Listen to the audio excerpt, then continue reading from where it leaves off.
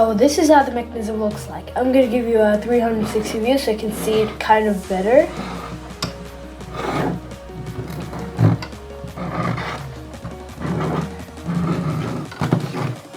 So as you can see here, here's the gear part.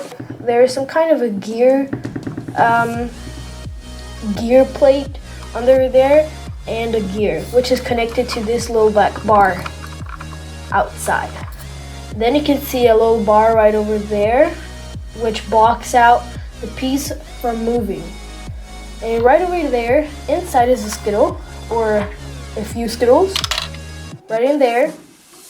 And this little piece blocks it from moving. Like, you can't move that piece, that whole piece, because there is a piece which blocks it. But when the coin is inserted, right over there, then the coin lifts up this little bar. So as you can see like that, the bar lifts up, then you're able to push it. The Skittles falls down in this hole right over there, and when you pull back, or actually turn it back, it blocks it again and you can't move again.